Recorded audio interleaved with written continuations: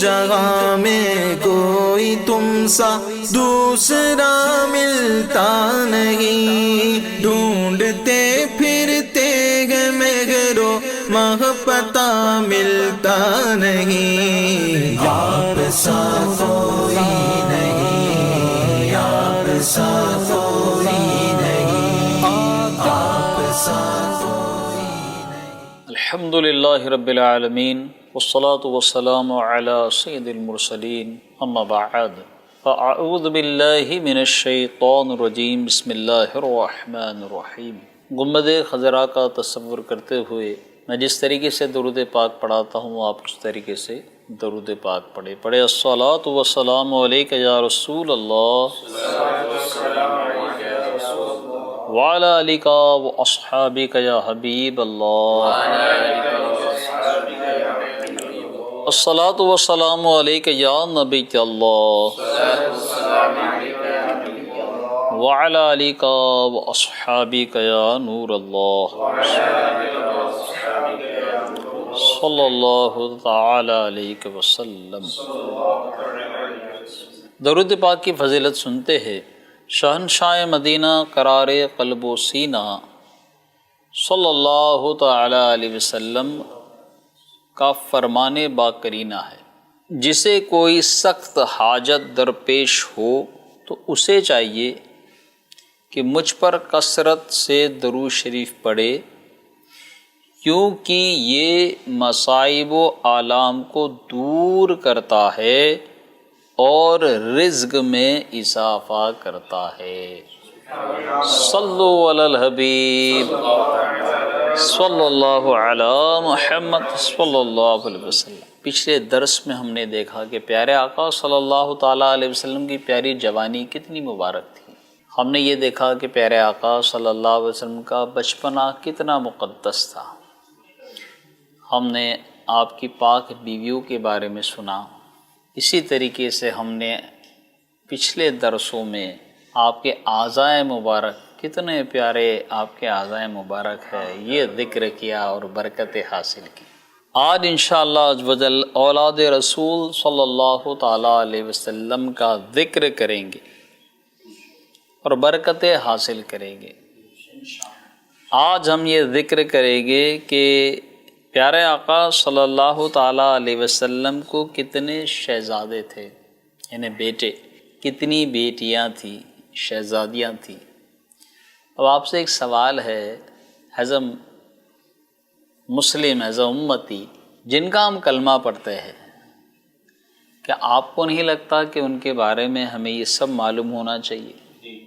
آپ کی پاکیزہ بیویوں کے کیا نام تھے، آپ کو کتنے شہزادے تھے، کتنی شہزادیاں تھیں، ان کے کیا نام تھے؟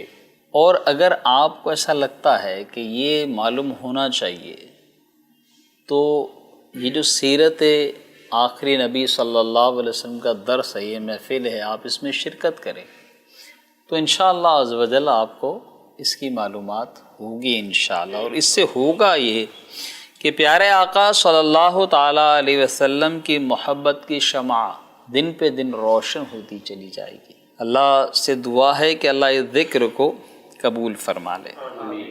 صلو علی الحبیب صلی اللہ علیہ محمد صلی اللہ علیہ وسلم۔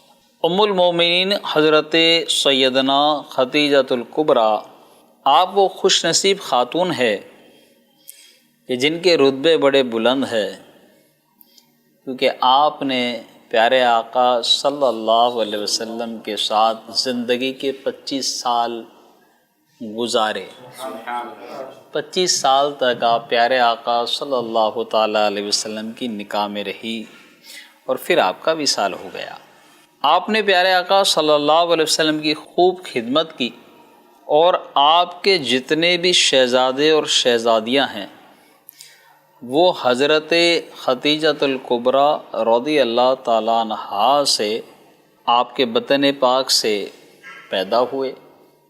صرف حضرت سیدنا ابراہیم رضی اللہ تعالیٰ عنہ یہ حضرت ماریہ قبطیہ رضی اللہ تعالیٰ عنہا سے پیدا ہوئے۔ رسول پاک صلی اللہ تعالیٰ علیہ وسلم کے 3 شہزادے، کتنے؟ 3 شہزادے، پہلے حضرت سیدنا قاسم رضی اللہ تعالیٰ عنہ، دوسرے حضرت سیدنا عبداللہ رضی اللہ تعالیٰ عنہ، اور تیسرے حضرت ابراہیم رضی اللہ تعالیٰ عنہ۔ پیارے آقا مدینے والے مصطفیٰ صلی اللہ تعالیٰ علیہ وسلم کو 4 شہزادیاں تھیں۔ حضرت سیدنا زینب رضی اللہ تعالیٰ عنہ، حضرت رقیہ رضی اللہ تعالیٰ عنہ، حضرت ام کلثوم رضی اللہ تعالیٰ عنہ، اور حضرت فاطمہ رضی اللہ تعالیٰ عنہ۔ آپ کی یہ 4 شہزادیاں اور 3 شہزادے۔ پیارے آقا صلی اللہ تعالیٰ علیہ وسلم جب اس دنیا میں بظاہر جلوہ افروز تھے تو سوائے حضرت فاطمہ رضی اللہ تعالیٰ عنہ کے سارے شہزادے اور شہزادیاں اس دنیا سے رحلت کر گئے، یعنی وصال فرما گئے۔ پیارے آقا صلی اللہ تعالیٰ علیہ وسلم کی شہزادی حضرت فاطمہ رضی اللہ تعالیٰ عنہ پیارے آقا صلی اللہ علیہ وسلم کے ظاہری وصال کے بعد 6 مہینے تک اس دنیا میں رہی، اور پھر آپ نے پردہ فرما لیا۔ آپ کی سب سے پہلی شہزادی حضرت زینب بنت رسول صلی اللہ تعالیٰ علیہ وسلم۔ اللہ پاک نے پیارے آقا صلی اللہ تعالیٰ علیہ وسلم کو 4 بیٹیاں سے نوازا تھا، ان میں یہ سب سے بڑی شہزادی تھی۔ پیارے آقا صلی اللہ تعالیٰ علیہ وسلم کی لخت جگر تھی، اور یہ حضرت زینب رضی اللہ تعالیٰ عنہا اعلان نبوت سے 10 سال قبل، یعنی جب پیارے آقا صلی اللہ علیہ وسلم 30 سال کے تھے، 40 سال میں آپ نے اعلان نبوت فرمایا، تو جب پیارے آقا صلی اللہ علیہ وسلم 30 سال کے تھے، آپ کی مبارک عمر جب 30 سال کی تھی، تو حضرت زینب رضی اللہ تعالیٰ عنہ اس دنیا میں تشریف لائی۔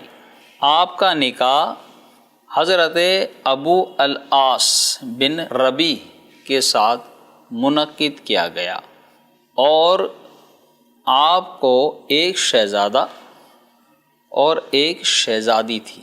شہزادے کا نام حضرت علی بن ابو العاص تھا، اور شہزادی کا نام امامہ بنت ابو العاص تھا۔ پیارے آقا صلی اللہ تعالیٰ علیہ وسلم ان دونوں سے، اپنے نواسے اور نواسی سے بڑی محبت فرماتے اور خوب شفقت فرماتے۔ رسول کریم صلی اللہ تعالیٰ علیہ وسلم نے جب مکے سے مدینے ہجرت فرمائی، تو بعد میں آپ نے حضرت زینب رضی اللہ تعالیٰ عنہ کو بھی مدینے بلا لیا۔ حضرت زینب 8 ہجری میں اس دنیا سے وصال فرما گئی۔ پیارے آقا صلی اللہ تعالیٰ علیہ وسلم کو حضرت سیدنا زینب رضی اللہ تعالیٰ عنہ سے والہانہ محبت تھی، آپ بڑی محبت فرماتے تھے۔ آپ صلی اللہ علیہ وسلم خود ان کی قبر میں اترے، اور اترنے کے بعد آپ غمگین ہو گئے اور پریشان ہو گئے۔ صحابہ نے دیکھا، پھر آپ جب باہر تشریف لائے تو غم کے آثار اور پریشانی کے آثار کچھ ہلکے کم ہو گئے۔ آپ نے فرمایا، مجھے زینب کی کمزوری یاد آ گئی، تو میں نے اللہ رب العزت کی بارگاہ میں اس کی قبر کی تنگی اور تکلیف کا سوال کیا، تو اللہ پاک نے ایسا ہی کیا اور اسے اس پر آسانی فرما دی۔ اب ہمارے لیے اس میں کیا مدنی پھول ہے؟ یہ جو ہم نے واقعہ سنا کہ پیارے آقا صلی اللہ علیہ وسلم اپنی بیٹی سے محبت فرما دیں، تو اپنی بیٹی سے محبت، بچیوں سے محبت فرمانا، یہ پیارے آقا صلی اللہ علیہ وسلم کی سنت ہے۔ یہ وہ زمانہ ہے جس زمانے میں عرب بچی ہونے پر، اگر بچی کی ولادت ہوتی تو دفنا دیا کرتے تھے، زندہ بچیوں۔ اس دور میں میرے آقا صلی اللہ تعالیٰ علیہ وسلم تشریف لائے اور کانسیپٹ ہی چینج کر دیا کہ بچیوں سے کتنی محبت کرنا چاہیے، بیٹیاں کیا ہوتی ہے۔ بیٹیوں کو میرے آقا صلی اللہ علیہ وسلم نے ایک مقام عطا فرمایا۔ دوسری بات یہ سمجھ میں آتی ہے کہ قبر میں اترنا یہ بھی سنت ہے، اور ہمارے لیے اس میں مدنی پھول یہ ہے کہ مالک کونین ہے، یہ جنت کو بانٹنے والے ہیں، اور آپ کیا فرما رہے ہیں؟ اپنی بیٹی کے لیے آپ غمگین ہیں اور دعا فرما رہے ہیں مغفرت کی۔ تو ہم اپنے گریبان میں ہم جھانک کر دیکھیں کہ ہمارے کیا حال ہے، اور یہ محاسبہ کرے کہ ہمارا کیا ہوگا۔ تو یہ بہت ضروری ہے کہ ہم اپنے آپ کو بدلیں، اور جتنا ہو سکے اتنا وقت اللہ کی عبادت میں دے، دین کے کاموں میں اپنا وقت جو ہے وہ صرف کریں۔ گلشن مصطفیٰ کے مہکتے پھول میں سے ایک پھول حضرت رقیہ رضی اللہ تعالیٰ عنہ بھی ہے۔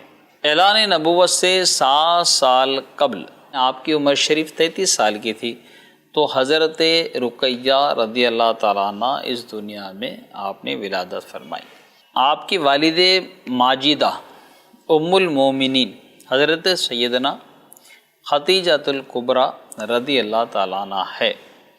آپ کا نکاح امیر المومنین حضرت عثمان غنی رضی اللہ تعالیٰ عنہ کے ساتھ ہوا۔ کتابوں میں آتا ہے کہ حضرت امیر المومنین حضرت عثمان غنی اور حضرت بی بی رقیہ رضی اللہ تعالیٰ عنہ کے بارے میں ایک لکھا گیا ہے کہ یہ سب سے خوبصورت جوڑا دیکھا گیا، یعنی حضرت رقیہ اور حضرت عثمان غنی، ان کا جو جوڑا تھا وہ سب سے خوبصورت جوڑا تھا۔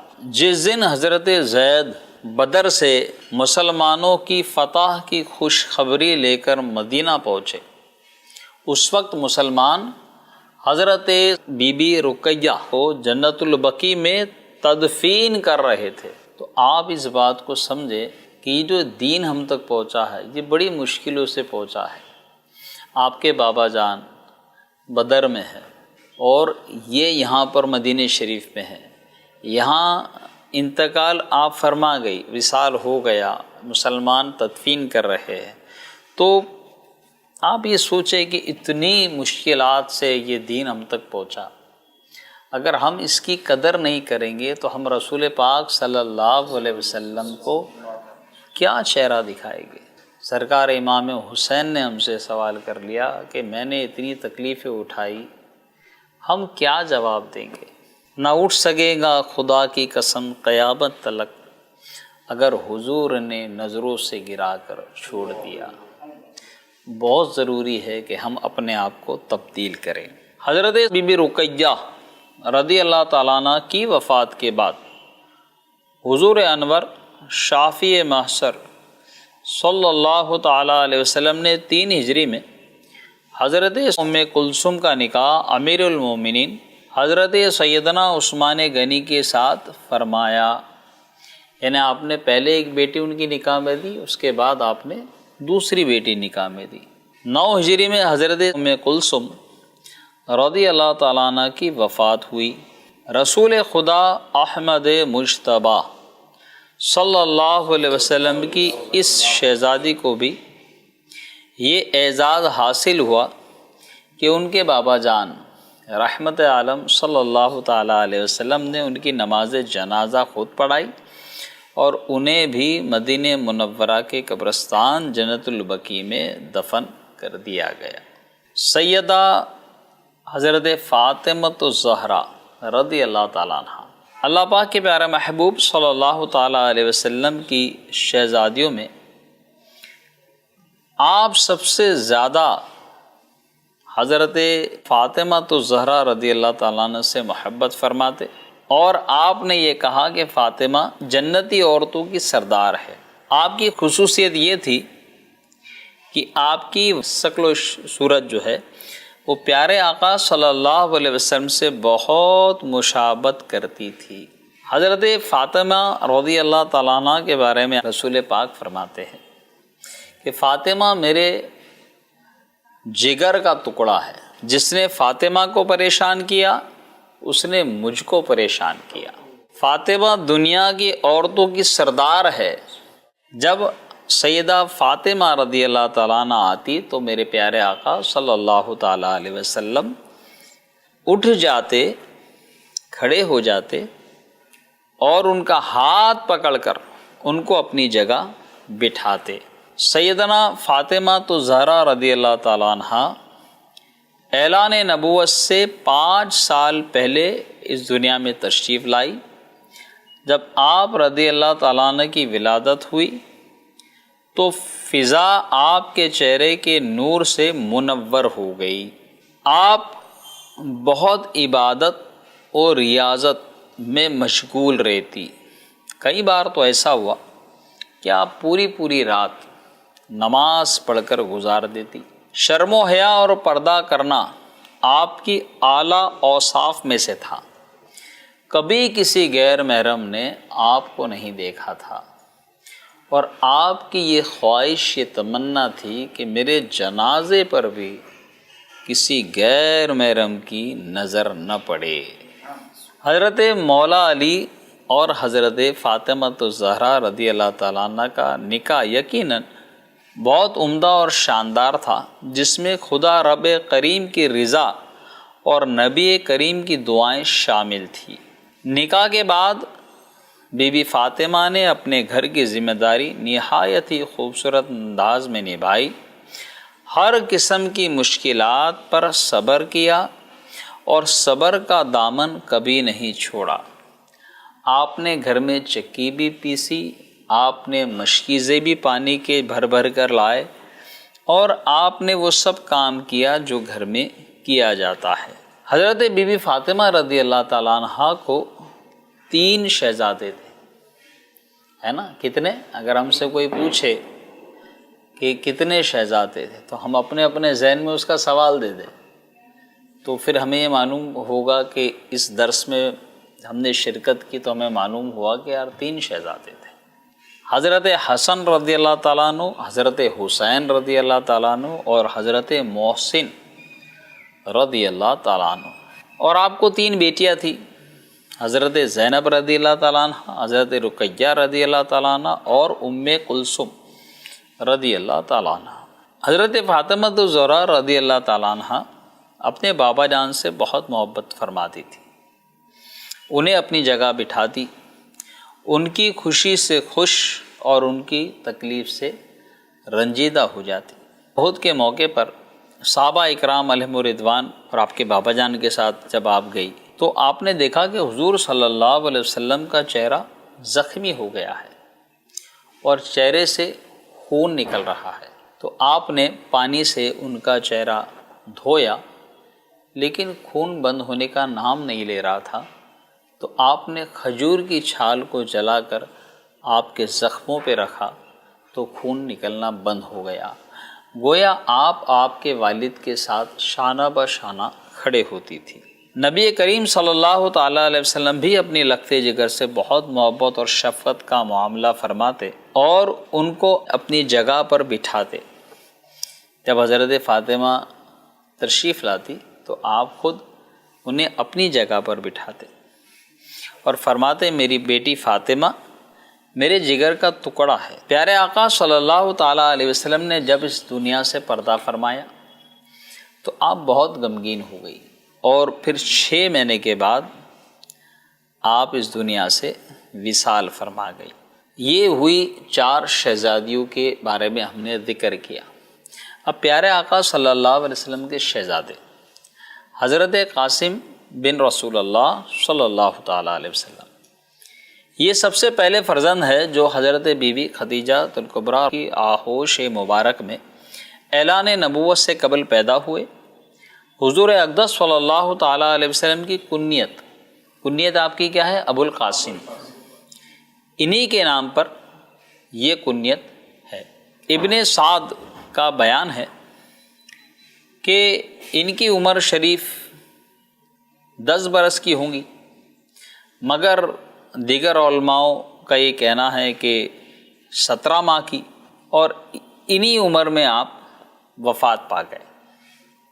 یہ حضرت قاسم کے بارے میں ہے۔ حضرت عبداللہ جو آپ کے دوسرے فرزند، ان کا لقب طیب و طاہر ہے۔ اعلان نبوت سے قبل مکہ معظمہ میں پیدا ہوئے اور بچپن ہی میں یہ بھی وصال فرما گئے۔ حضرت ابراہیم بن رسول اللہ صلی اللہ تعالیٰ علیہ وسلم، یہ حضور اکرم صلی اللہ علیہ وسلم کی اولاد مبارک میں سب سے آخری فرزند ہے۔ یہ ذی الحجہ 8 ہجری میں مدینہ منورہ کے قریب مکان عالیہ کے اندر حضرت ماریہ قبطیہ رضی اللہ تعالیٰ عنہ کے شکم پاک سے پیدا ہوئے۔ ان کی جب ولادت ہوئی تو حضور صلی اللہ تعالیٰ علیہ وسلم کے آزاد کردہ غلام حضرت ابو رافع رضی اللہ تعالیٰ عنہ مقام عالیہ سے مدینے آ کر بارگاہ رسالت صلی اللہ علیہ وسلم میں آپ نے یہ خوشخبری پہنچائی تو پیارے آقا صلی اللہ علیہ وسلم نے انعام کے طور پر حضرت ابو رافع کو ایک غلام عطا فرمایا۔ اس کے بعد آپ صلی اللہ تعالیٰ علیہ وسلم نے 2 مینڈے ذبح فرمائے اور ان کا عقیقہ کیا، اور ان کے جو بال ہے، بال مبارک جو ہے، اسے اتار کر اتنی وزن کی چاندی کا صدقہ کیا۔ تو عقیقہ کرنا بھی سنت ہے، یہ ہمیں معلوم پڑا۔ حضرت سیدنا ابراہیم رضی اللہ تعالیٰ عنہ بھی بچپن ہی میں وصال فرما گئے۔ جس دن حضرت ابراہیم رضی اللہ تعالیٰ عنہ کا انتقال ہوا، اتفاق سے اسی دن سورج میں گرہن لگا۔ عربوں کے دلوں میں جاہلیت کی وجہ سے یہ عقیدہ جمع ہو گیا کہ کسی بڑے آدمی کی موت سے چاند اور سورج میں گرہن لگتا ہے۔ چنانچہ بعض لوگوں نے یہ خیال کیا کہ یہ سورج گرہن شاید حضرت ابراہیم رضی اللہ تعالیٰ عنہ کی وفات کی وجہ سے ہوا ہے۔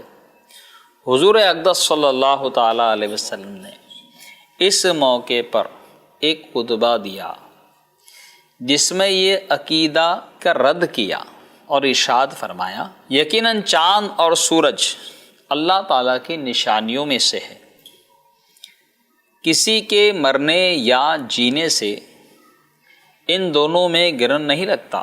جب تم گرہن دیکھو تو دعا مانگو اور نماز کسوف پڑھو یہاں تک کہ گرہن ختم ہو جائے۔ اب یہ جو ہم بھی سنتے ہیں نا کہ چاند باہر مت نکلنا، جو بوڑھے بولتے ہیں کہ بھی گھر میں جو بزرگ رہتے ہیں وہ بھی بولتے ہیں کہ سورج گرہن ہے آج باہر مت نکلنا، تو پیارے آقا صلی اللہ علیہ وسلم نے ہمیں کہیں تنہا نہیں چھوڑا، ہر جگہ ہماری رہنمائی فرمائی۔ تو ہمیں کیا کرنا چاہیے؟ جب سورج گرہن ہو تو نماز کسوف کا اہتمام کرنا چاہیے۔ تو یہ سب پیاری پیاری باتیں جو ہے وہ اس طریقے کے درس میں اگر آپ شامل ہوں گے تو یہ سیکھنے ملے گی، اور علم دین با قدر ضرورت سیکھنا ہم پر فرض ہے۔ تو کوشش کریں کہ ایسے درس جس میں پیارے آقا صلی اللہ علیہ وسلم کی سیرت پاک بیان کی جاتی ہے، اس درس میں بھی ہم شامل رہیں، اور اللہ سے دعا ہے کہ اللہ تعالیٰ اس ذکر کو قبول فرمائے اور ہمارے لیے ذریعہ نجات بنائے۔